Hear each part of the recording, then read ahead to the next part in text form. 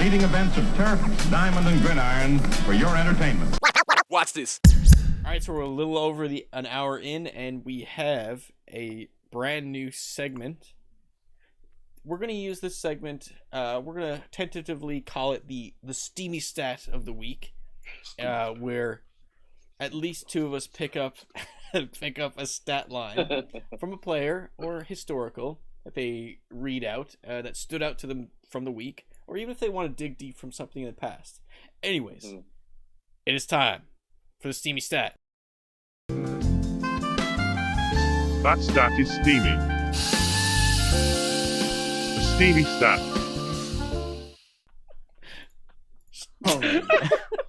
Is it hot in here? Or is it just me? Yeah, it's steamy. one would say a little bit steamy. So does anyone want to start off with the Steamy Stat? Because we all have one. Oh my god! It's a treat this week with all these steamy stats. Who wants to start us off? You want Mitch? You gonna start? I can if you want. Mine's I thought I heard Alex say it. I don't know. I'm misheard. Oh no, I might as well now since you put me on the spot.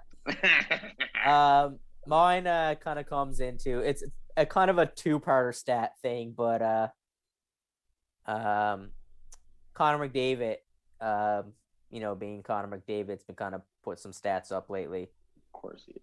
And so first one would be Connor McDavid reaching 500 points.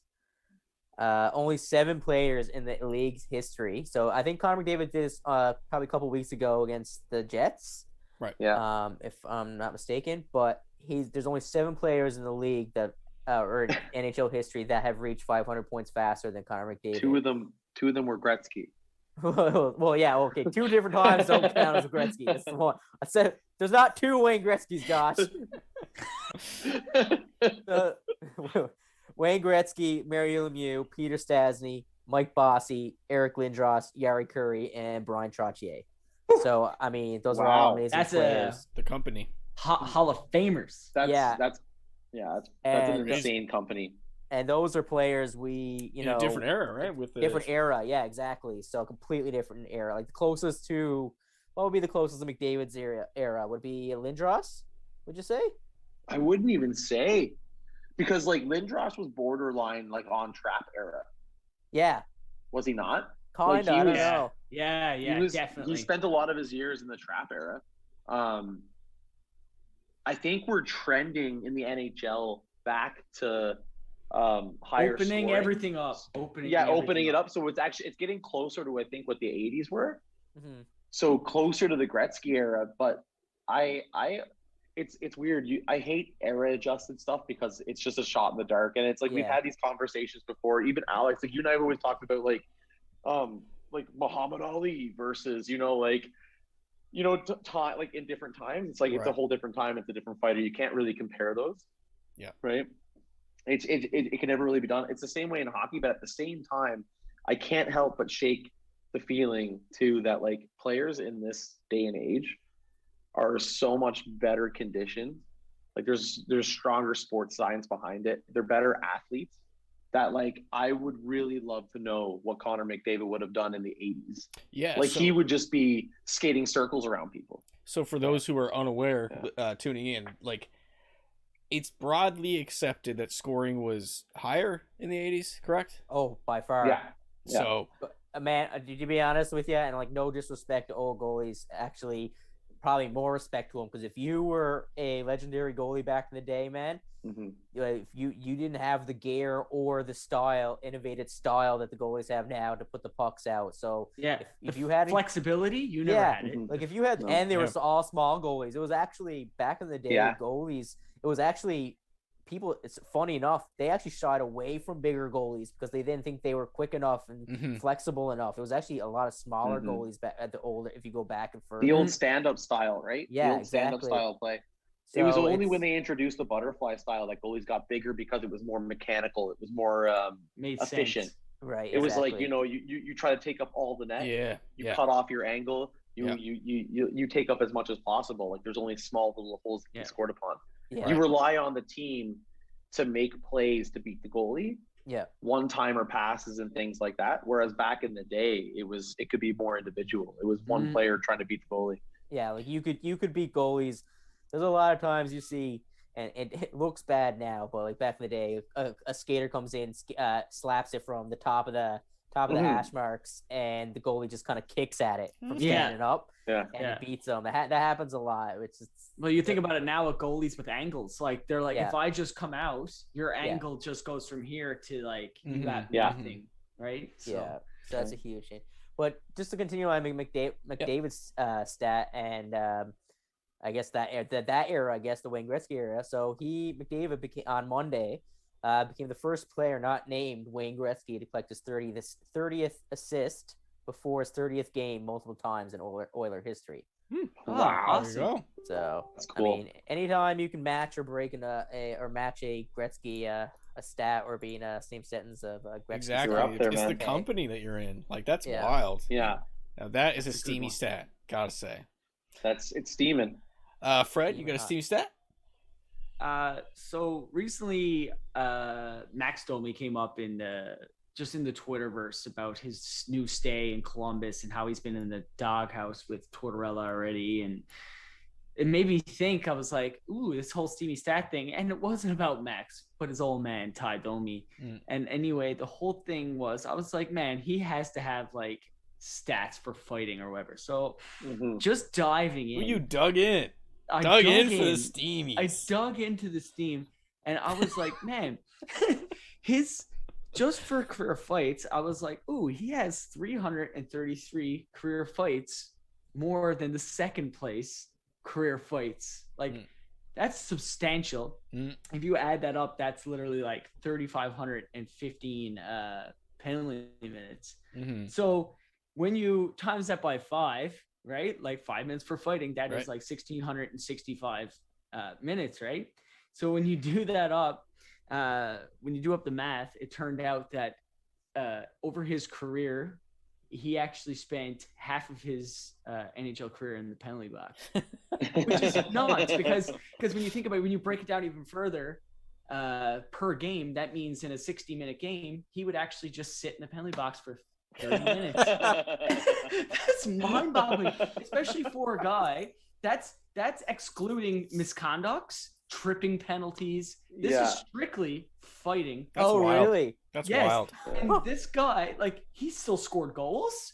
He still got assists. Domi was an okay player. Well, that's he wasn't a slouch.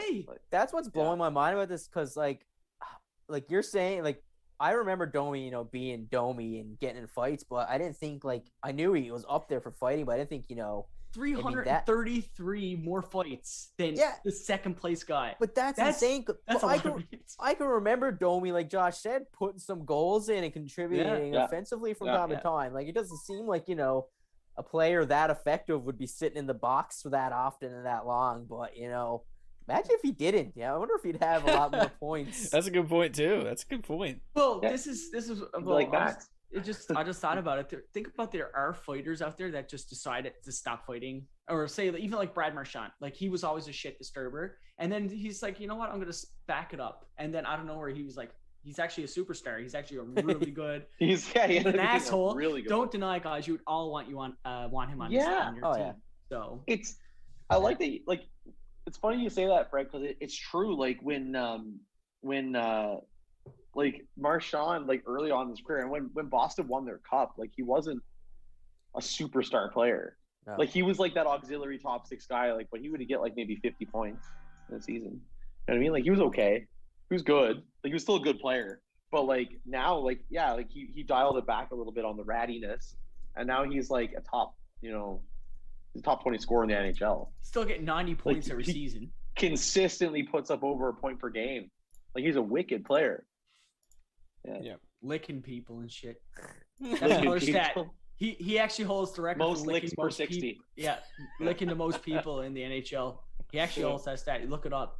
Yeah. I want to know who's keeping track of that. It's like it's one dude like on the sideline who has a piece of paper, and he's specifically like licking as he's turning the page.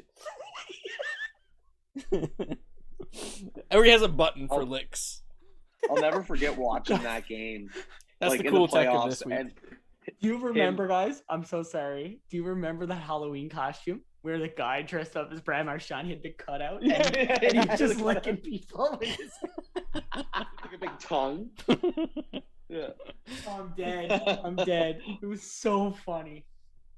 The old tongue. Josh, you got a stat? You got a steamy stat?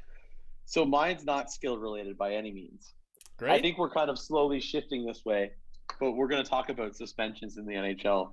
And I just figured because it was very recent news that Tom Wilson got suspended for his hit on Brendan Carlo. 7 games, which is definitely like, and I don't think technically the NHL gave him repeat offender status. They just gave him 7 games for being Tom Wilson, making an illegal hit. Like, because I think that's the way it is in the NHL too. I don't know. Correct me if I'm wrong, Mitch or Fred, if you know, like they actually like assign you repeat offender status. I thought I heard him slip something in about him being a repeat offender. Okay, so maybe he is. But either way, the funny thing about this is I just wanted to kind of mention this in passing because it was said on another podcast that I'm actually going to kind of plug right now. But it was the Steve Dangle podcast. They brought this up, and it was a Steve Dangle stat saying, like, this is the first time in history, regardless of the fact that it was an illegal hit and it was dangerous and it was obvious intent to injure. This is the first time in history that someone has ever gotten suspended for a boarding call, or that's the reason why boarding of a player facing you. So usually any boarding suspension is hitting from behind. Yeah. This is the first time ever that a player has come in and laid a hit like shoulder to into a corner face to face, and that's the first time ever someone's been suspended for a hit like that in the corner. Yeah, it's never happened. Wow. They Never actually happened. Good one. That's they a good used a stat. different rule to suspend him this time than compared to the normal headshot rule and everything like that. They actually had to, I think they had to rule like 43 points something whatever, and compared to the other one. And I think because this one was actually just it was boarding. This is a boarding suspension. Essentially. Yeah. This is not a headshot suspension. It's a boarding suspension. Yeah, it's really weird. So it's like one of those weird gray area NHL rule ones. So they're making an example out of him. They're saying like, man, that's a dangerous hit. You shouldn't have done it. But it's like it falls in between the rules. Like it's a weird gray area one. Right. So, yeah. Nice. Love it. So just throwing that out there. Weird. Great stat. That's a good one. Good stat. Solid stat. For the final steamy stat, we got 4 this week. That's a lot of steamy stats. Is mine. It's from the Indiana Pacers' CJ McConnell. He notched his second triple-double. You wouldn't think of a guy like CJ McConnell to notch some triple-doubles, but that's his second one of the season. It's not the triple-double. It's how he got it. So for anyone who doesn't know, that's listening, a triple-double is a double-digit in 3 different categories. Yeah. 99% of the time, assists, points, rebounds. And rebound. Yeah. So steals? Did he get some steal action? So TJ McConnell, he finished with 16 points, 13 assists. Very, very solid numbers. No way. 10 steals. Wow. 10. Dick. Yeah. 10 steals. That's defensive player of the year. That's incredible. That's so difficult. That's so like you hear guys stealing the ball, but like you're usually getting like 2 or 3, but 10. Well, here's the thing. TJ McConnell, I didn't know this until I looked it up. He actually leads the league in steals per game at 2 per game. Oh wow! So that's the average. Then, that's the high. Not even the average. That's the high. Wow. And I think Drew Holiday is second with like 1.8 or something like that. But he ain't catching them now. 10. Oh, 10. 10 steal game. I would say that like when I checked afterwards, that 10 probably like put him up on the top. Who knows? But anyways, the record for steals in a game is 11. So who holds that record? Who holds it? I don't have the name offhand, but it's 10. It's 11 steals, and he came just 1 shy. And here's another thing: he actually had 4 rebounds and a block in there as well in 36 minutes. So that's a crazy stat line. Solid stat. He had a great game. That's a crazy stat line. Unreal. It's like a Draymond Green kind of stat line.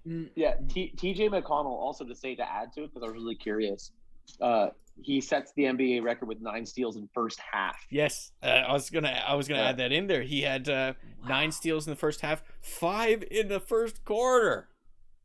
Like, are you kidding me? That's Man, he ate his Wheaties that night for sure. absolutely.